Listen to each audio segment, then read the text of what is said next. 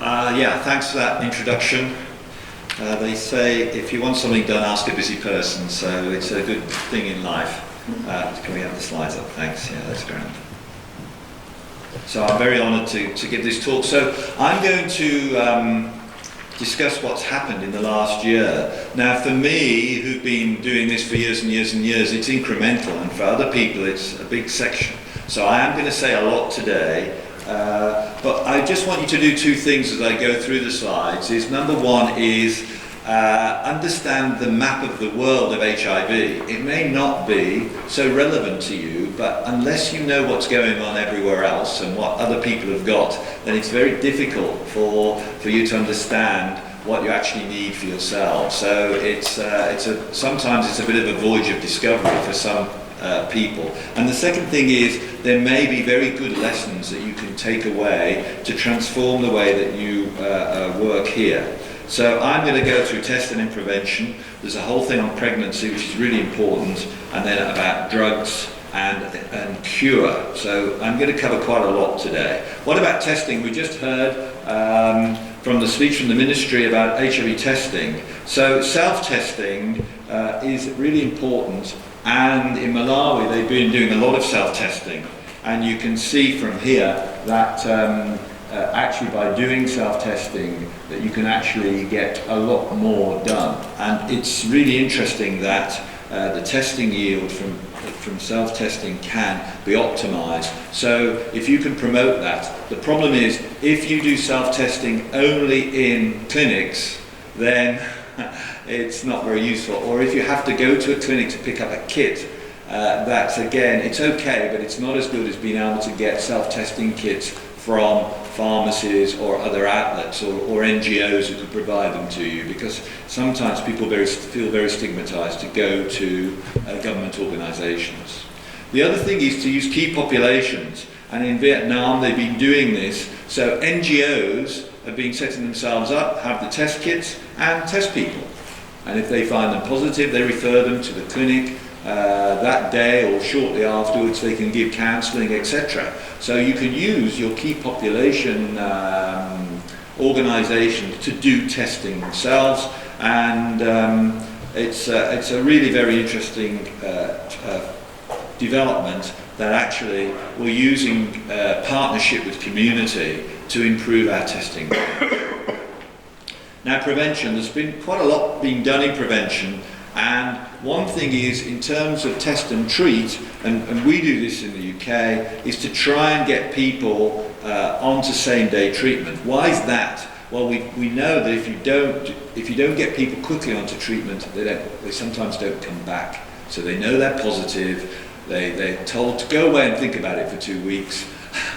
And by the end of 2 weeks they say, I'll go another day, or maybe it's not true. And so what you need to do with same day and ART initiation is have a setup where you can really counsel the people and say, look, we found you positive, if we treat you, we can get your viral load undetectable, you won't be infectious anymore, and then you can, it won't affect you, the HIV, you'll have a normal life, and you just stay on treatment and we'll support you. So you have to really tell them the benefits of going on therapy that day.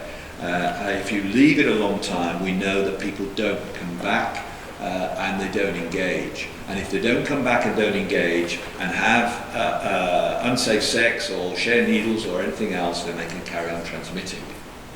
And so same-day ART initiation for me is to decrease the level of denial that we all have about everything. I mean, if I ask men in the audience, how often do you go to the doctor for a checkup? Not many hands will come up. Women, much better, okay? But you know, this is the big issue about denial about the disease. So 90% in this study was successfully referred to long-term antiretroviral therapy and huge retention. So it's really important. And you've got to get the setup right, as I said, and this is the setup that they have in Thailand about going to the first visit and having everything organised and then the follow-up visits. So it's really important. But you can see here, by doing that, you can, if you look at in the bold text, you can see same-day ART were 3.9 times more likely to start antiretroviral therapy. That's tremendous. And if you look, 2.2 times more likely to be virally suppressed. So both of those things are important. You get people on treatment long term, and if they're suppressed, they don't transmit the virus. Now, more prevention. So this is a really important study.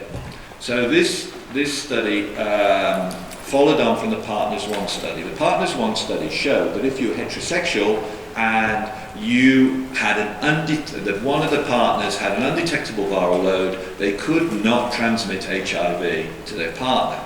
So then people said, wait, hang on, that's mainly heterosexuals. Why don't we look in gay men? Because gay men's sexual practices are different. Let's have a look. And if you look at this diagram, in the red box, that's the number of transmissions you saw. And this is, it's mind-boggling actually, 77,000 condomless sex acts, right? So if you look at that and then look at this data, it's quite incredible, no transmissions. Now there are some problems, and it's just written here that most of them are white European males and heterosexuals, and trans people only accounted for 1.1%. Why did heterosexuals and only in there? Because we'd already been done a study on that, so that's why it was mainly gay males. But trans people, it's still very low to get them into clinical trials, and we have to do more. And I'm going to show you later, getting women into drug trials and getting trans people into prevention trials is quite a difficult thing. But this whole concept of U equals U, it's absolutely, we tell patients. So we say in Britain, you can, if you're undetectable, you cannot transmit. We don't use the maybe, could, might. We don't use any of those conditional words. We say, if you're undetectable and it's less than 200 copies, you cannot transmit the virus by sex.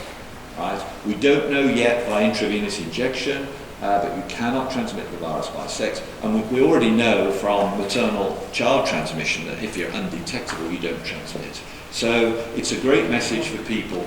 But it is also important that you say to them, this is the only thing that can happen if you take your pills every day.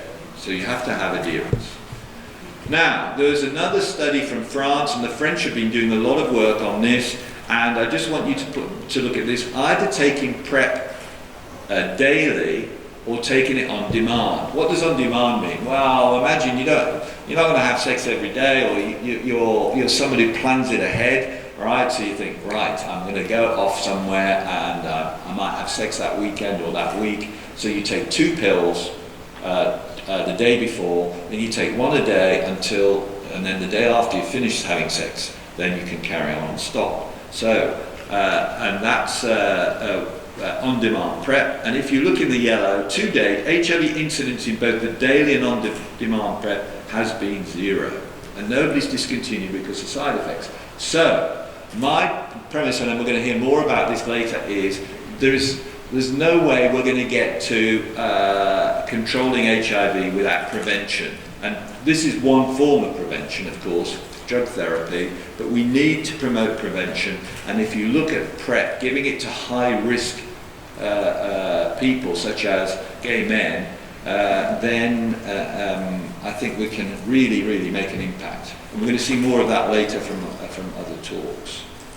Right, and then people have been saying, well, why are we using this drug, TDF-FTC, Truvada, right? Why are we using that in PrEP? Couldn't we use something that's a bit more tolerated by swapping the salt of TDF, they're both tenofovir, to this tenofovir alafenamide? So these two, in the end up as the same compound within cells, but they are just different forms of that. And what happens is that this compound is much better for your bones and your kidneys. Anyway, so but they didn't know, because if you haven't done the studies, you don't know if it works. I mean, inherently, you'd think that it would be exactly the same. So they looked at MSMs, transgender women at high risk of HIV, and randomized to give them one or the other. Well, in the end, the data was very similar. And you can see here that here's the line of unity, and this crosses the line, it's non-inferior. It slightly, the point estimate slightly favours that, but because it crosses the line, it's non-inferior. And the HIV incidence was very low, 7 infections in this group, 15 in that. There's been a lot of criticism of this study, but in the end, I think that it confirms to most of us that they're very, very similar. And the other thing is that it's kinder on the bones and the kidneys. However, unless you're going to take this for many, many years, it may not be that relevant, although a lot of people taking these drugs are young. And if you're young, you don't want drugs to affect your bones and kidneys, because your bone mineral density isn't finished until you're about 27, 28 years old. So here's the safety thing, the TAF, you can see all of these significant values. This salt, the TAF, was better than TDF in terms of all your bone mineral density and your kidney function. However, as I say, there's nobody sort of discontinued this really with severe bone or renal problems. So we might have something else we can use, which is TAF FTC rather than TDF FTC, and we'll see how that goes in the future. Now, this was the big topic globally for HIV last year, and is continuing this year, and we're going to have an update in Mexico City. And this is antiretroviral therapy and pregnancy. So what happened was that the WHO said, we're going to move everybody to dolutegravir, away from efavirenz. We're going to move it all away. And I'm going to show you why later, but because we don't like efavirenz anymore. It doesn't work as well, and it causes neuropsychiatric side effects, and there's a risk of suicide. So people said that. And then this study came out of Botswana. They were looking for neural tube defects, which were something associated a long time ago with efavirenz, not with dolutegravir. And they suddenly found 4 women in this study, and it was a very well planned study with neural tube defects. And when they looked at the risk of neural tube defects here, right, so this is 0.94, 0.12, and here is HIV negative. So that's 1 in 1,000 HIV negative women who have a baby with a neural tube defect. And if you look at dolutegravir given after the first trimester, right, it's the same as the HIV negatives. Efavirenz, very similar. And if you have any non-dolutegravir art, so protease inhibitor, it's very similar. Dolutegravir, it's increased. So a signal went out from all the agencies who then said, beware. So imagine you've got a global plan to roll out dolutegravir, and half the population are women, and most of them are of childbearing potential, and suddenly you have a signal on neural tube defect. Well, all the guidelines then suddenly had to change, and you can see I've just put some, the American guidelines, the British guidelines, the WHO guidelines, and we were very conservative for some reason. The DHSS say be careful in late pregnancy and in early pregnancy, but if you're not on contraception, and WHO said the same. So basically they said, if you're a young woman and not on contraception, or you're very early in pregnancy, no dolutegravir. So this is a problem when you look at a lot of parts of the world where, number one, there's no access to contraception, and number two, there are political and religious antagonism against contraception. So it was a problem for everybody. So we had some meetings with US government and WHO and academics and the community to try and make a path through this. And we're now going to, in Mexico City, hear the latest data, because the latest data now show, because the study's been running on further, and they've been collecting data from Brazil and other countries. We will know whether that signal, because it was only from one study in one country in 4 women, right, whether that signal has disappeared or got less or has got increased. So let's wait and see. And I could be here an hour talking about this problem, sorry, because it's very complicated. But we will know in Mexico City, number one, what the new data is, and number two, how WHO interpreted the data. So that's important. I don't know how the other guidelines from around the world will interpret it, but they may interpret it in a different way. Right, new drugs and new strategies. First line. Well, these are all the first-line drugs that the USA have recommended, and I always find it strange, and it's quite refreshing that you get groups of people who are all experts, they all look at the same data, and they come up with slightly different recommendations. You can see these are the combinations the IAS USA do, and these are all the combinations the DHSS do. If you put the EACS and the British and WHO, you'll find it all different. WHO is slightly constrained. Now, dolutegravir and triple therapy. So there was a big study from Brazil, and they compared all the studies of dolutegravir with all the other drugs combinations used in first line, and actually the viral suppression rates were better on the dolutegravir compared with the rest. Mainly because of side effects. You get less side effects with dolutegravir than anything else. And so this is one of the reasons that WHO pushed dolutegravir forward. Also, the resistance profile is better. So, will the guidelines now change? So, dolutegravir has got high resistant barrier to resistance, so people said let's give it as dual therapy. Now, dual therapy has been tried for a long period of time, and it's successful with boosted PIs, but with an integrase inhibitor. So this is the Gemini 1 and 2 studies. The things to note is there's large numbers of patients in here. They're naive, so they never had drugs before, and they're given dual therapy versus triple therapy. So how did it do? Right, so very interesting. At baseline, you can see there are some problems. So at baseline, if you look at the number of people, the percent with very low CD4s, they didn't include in this very many people.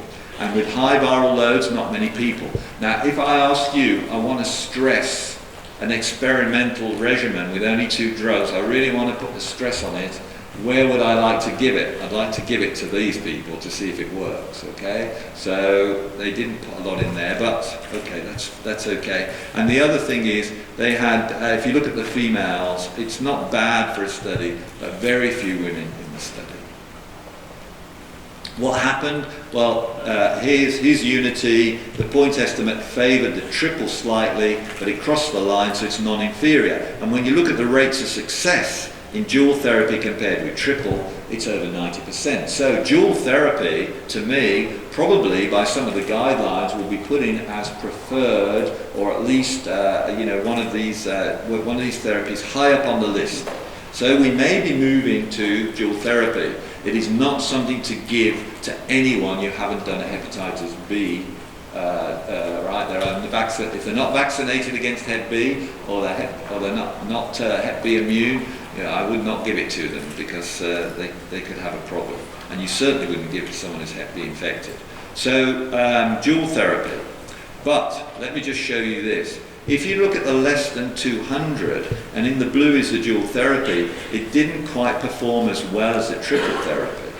And there's in the high viral loads here, it was slightly the other way around, but anyway, in the low CD4, and we've seen this in dual therapy with a boosted PI and raltegravir from the study we did in NEAT. Okay, so dual therapy in low CD4, maybe not. When you look at all the patients with the low CD4s, there's all sorts of reasons they didn't tolerate it, they didn't do this. But the major interesting thing is those people who didn't succeed on treatment had no integrase or nucleoside mutations. So you can fail on this and get virological failure, but you don't get resistance so far. So the major interest for me now, this is only 1 year of it. We need to know if there's resilience of this regimen out to 2 years, and we'll see that data in Mexico City. So dual therapy is on its way. And the one thing that I can, looking at the ministry here, one thing I can say, it might save you money. So it might be cheaper. So that's one thing which is good, because if it works and it's cheap, then you can treat more people. Second line therapy. Well, again, it's been dominated by the use of dolutegravir. So here's the story. The story is you're on efavirenz. And the story is that you fail efavirenz. And then what do you go on to as second line? Well, a lot of the world do not have access to lots of protease inhibitors. They have access to lopinavir. So they did a trial and they said, well, why don't we, people who fail efavirenz or Navara being first line, why don't we just switch them to dolutegravir and choose two nucleosides, one of which you should be sensitive to. So if you're on AZT at the beginning, you go to tenofovir. If you're on tenofovir at the beginning, you could go to AZT. And we'll compare that with giving lopinavir. Well, when they did that, they found, look, here's unity, everything favoured dolutegravir. So in second line, if you have resistance and viremia, you can see that giving dolutegravir and one active nucleoside is better than giving lopinavir. It's superior. So now people are saying, wow, well that's great. Let's just think about doing that because we don't have drug interactions and lopinavir is a difficult drug to take. They now need to do this study against darunavir to see if that's of any use, but it's interesting. And you can see that even if you had resistance to 3TC, I just wanted to show that here, it worked well if you had a low CD4, if you had a high viral load, etc., etc. The use of dolutegravir was better than lopinavir. And when you looked at the mutations, some people, though, if they fail, do get integrase mutations. They're not very severe mutations, these ones, but you can also get nucleoside mutations. So, but we know that people in second line, why are they in second line? Because they haven't taken the drugs in first line, and many of them who don't take the drugs in first line won't take them in second line either, so they get resistance. So the same theme came with switching, but this time is switching people who've got virological suppression. And this is, again, switching people to 2 drugs, not to 3 drugs.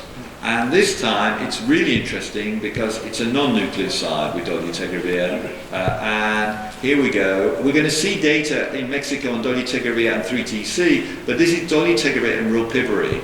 And I will say that the data from this SWORD study, or these SWORD studies, made the FDA license this for a switch. Right? So it's a licensed therapy now, giving people dolutegravir and rilpivirine who were undetectable and had problems with their therapy. You know, they had some problems with maybe with their ephedrins, or they had problems with their nucleosides, kidney or bone things, and they switched to this. And you can see when you switch, you maintain undetectability. So it's an option for people now, and we've used this quite a lot in terms of switching. But the problem is that if you do fail it, you can get non-nucleoside mutations. Interestingly, one patient did get this INSTI mutation, it's integrase 1. So it's pretty safe, it's useful. There are issues with rilpivirine you have to know about, but again, the era of dual therapy is with us, both in naives from that Gemini and in switch. Now there are some investigational strategies that people are using, and the new drug, which everyone needs to know about, is doravirine. Now doravirine is like ephedrins and nevirapine. It's a non-nucleoside, but it's got some drug interactions, but the main thing is its resistance barrier. And if you compare doravirine with darunavir, it's basically 84 versus 80%, undetectable. It's very similar, so it seems to work in naive patients. And you can see here by the FDA it was rather a bit lower, 73 versus 66. And you do get resistance to it though if you fail, and this 106 mutation is one of the things to remember, and the other mutation you do get with this is the 188. So it's an option going forward if people can't take integrase inhibitors. We might be able to use non-nucleosides. We could use doravirine. It comes as a single tablet with tenofovir and 3TC, and it's going to be just something additional that we can now use. And we'll see data at Mexico City with their new drug, 8591 with doravirine. 8591 is interesting because it might be a very long-acting therapy. The other thing is, if you've got heavily treatment-experienced patients, there's this drug fostemsavir, and this is just an option for those very few % of people who have got failure to 2 or 3 classes of drugs. You can see here you have to have 1 or 2 remaining classes to go into this study, and it worked quite well in the end. You can see some of the characteristics of these people in terms of fully active ARVs. They managed to get at least one more with the fostemsavir in 79%, and it worked quite well. Now, the other thing that's happened after dual therapy is injectable agents. So a lot of people come to me and say, can I have the injection, please? I think it's not available yet, but it will be. And the people who really like injections have got a lot of resistance, so a lot of those people can't have the injections because what's in the injectables, I'll show you in a minute, you can't have resistance to.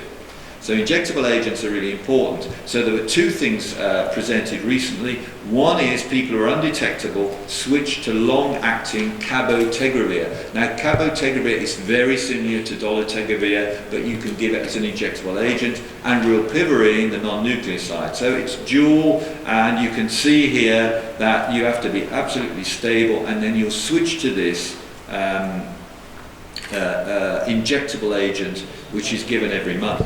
Now, the problem is, for us, that I'll show you the results in a second, but first of all, you have to give it by tablet for a while, because if you had an allergic reaction to it and you injected it, that would be pretty dangerous, because you couldn't get the long-acting drug out of the system. So you have to take it orally. Soon they're going to show data on giving injections straight away. The second problem is, these people who are undetectable are coming every 6 months. Suddenly, they've got to come every month. These people coming every 6 months, it takes 15 minutes to see them, get them all organised, get all the blood tests done, give them their pills, go to the pharmacy. Now, they have to wait until someone can give them an IM injection, because you can't do this yourself. That's pretty difficult to give yourself an IM injection, or you ask your partner to. So you have to have a healthcare professional to give injections. And the stuff needs to be kept in the fridge. So even though this is fantastic, you have to know that practically you have to change the way your clinics run. And you can see here again his Unity, it's non-inferior whether you continue on your therapy or switch to injections. And when the patients are questioned, of course, most of them, 99%, love the injections.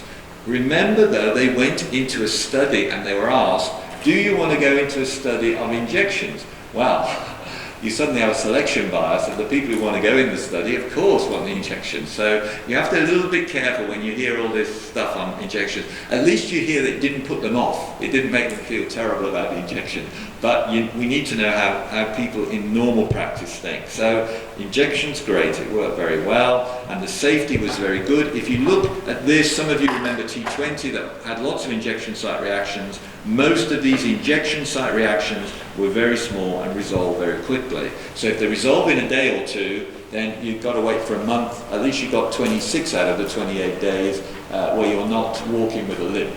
Okay, so there's that. And they then did another one where they got naive patients, gave them cabotegravir and rilpivirine, they gave them dolutegravir first to get them undetectable, then they switched them to cabotegravir, it's very complicated, then they gave them injections. It's very similar, but instead of people who were undetectable for a long time switching them, you got naive patients, treated the naive, then you gave them this drug, so-called induction maintenance. You can see it's non-inferior, all did very well, and when you look at all the safety, again, most of them were grade 1 or 2.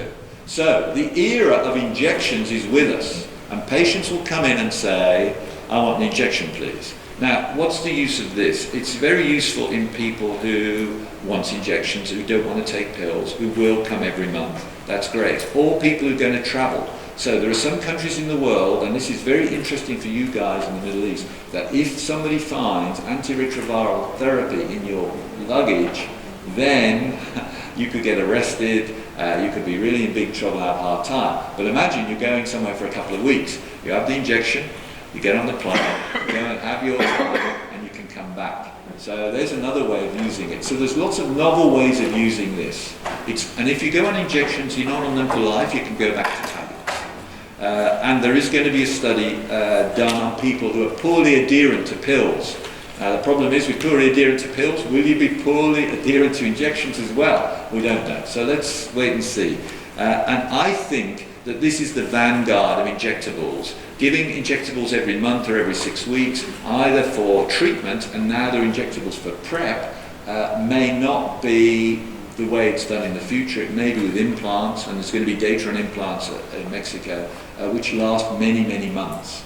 And in the implant, you've got contraception, antimalarials, and the TB drugs. And here's the resistance. Now, the problem with cabotegravir is, if you look here, you can get resistance to it if you fail. Now, I want you to note two things first. Number one, the country where all these failures occurred, and also the subtype in all these failures. And also what they had at baseline, right, or what they developed. Right? They developed this E138. Most of them were from Russia, and all of them were either A or A mixtures. And if you and it's really really interesting about all these failures. Okay, so what is it about clade A? So now I've not only said you've got to have a run-in with oral tablets, but you've got to change your whole way that you do your clinic. But also, do you have to screen these people to see if they're, not from Russia of course, but whether it's a clade A issue. They have to resolve this. There were people with clade A that did well, but we don't know what's gone on. And these Russian sites were not in one centre, they were in various sites. Okay, and here's the preference. Look, we all love it. 89, 91, 99%, 80, they all loved it. Well, I've told you why. Now, one other thing. We're in the era of integrases. I've shown you integrases as initial therapy. I've shown you integrases as dual therapy and initial therapy, integrases in switch, and integrases in switch and initial therapy by injection. So integrases are everywhere. Okay, we can't get away from them. Now, of course, we have a problem. After you use them a lot of times, people start saying, is there an issue? And this is one of the issues that we don't know, and let me say it, we do not know whether this is real or not. It's just data that people have looked at, and this is the data on weight gain on integrases. 6 kilos, 5 kilos, 3 kilos, depending on which integrase you're on. And integrases have got more weight gain than PIs and NRTIs, so people are going, what's going on? Now, it was interesting in Croy, it's always good to, they had all of these presentations of 3 of them showing a positive association with weight gain and 2 of them with not. Now, weight gain, you might think if you've got HIV is a good thing, but actually weight gain may not be a good thing, okay, for some people. And if the weight gain continues, no. And it's interesting that the weight gain seems to be more in black women. Okay, now if you look at fat distribution in human beings, it's very different depending on race and on sex. You can see that if you put a man and a woman next to each other. Okay, and it seems to be more. We're going to get a lot more data from IAS from randomized trials. These are all non-randomized, they're all cohorts. And I'll be particularly upset because at Croy they never mentioned our randomized study that we did in Europe of integrase inhibitor switch, where we actually showed weight gain in those randomized to dolutegravir. But anyway, it is an American meeting, so, and Europe is a long way away. I sometimes think Europe's further away than Lebanon, so there we go, to the States. Well, so look out for that. So everybody's going to integrases, but will they come up? Remember, in the past we had lipoatrophy, we had all sorts of problems with antiretrovirals. One slide on TB. Again, it's integrase. It's incredible how much the world has been dominated by this in the last year. So from pregnancy to TB. Why is this important? The 2 things that drugs have got to be safe in, if you're going to have a global rollout, is pregnancy and in tuberculosis, because pregnancy is very common and tuberculosis is very common. So you've got to have drugs that are that. So they said, what about dolutegravir with TB?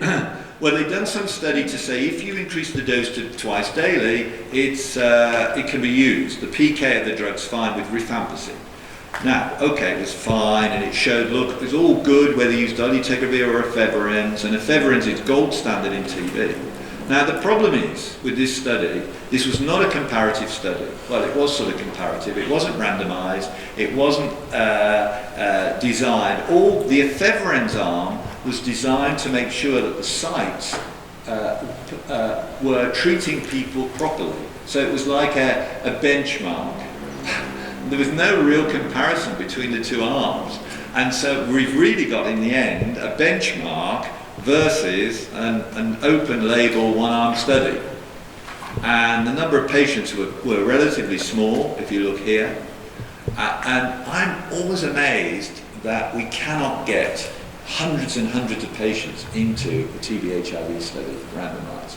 Now, we will see a bigger study of raltegravir in Mexico in TB, but anyway, so despite that, people are using, including me, 50 milligrams BD of dolutegravir, so in TB, but we really need to have a proper study.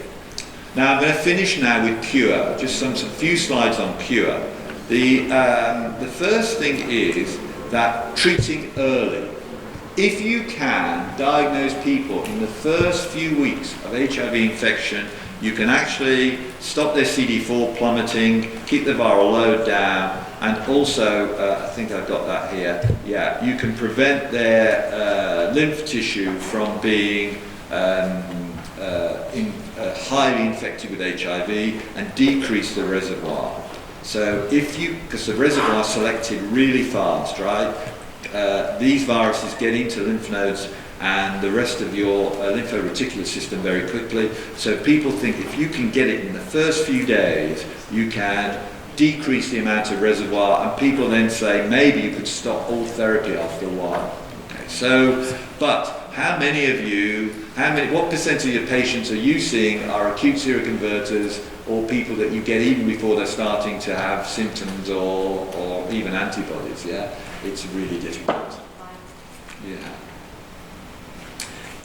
And the other thing people have tried now is this kick and kill, and what they do, they give drugs, and this drug's vorinostat, HDAC inhibitor, and this makes the virus come out of the DNA. So you give the drug and it makes the virus come out of the DNA, and what they tried to do is they gave antiretroviral therapy, they tried to get the stuff out of the DNA, and they vaccinated you with an HIV vaccine.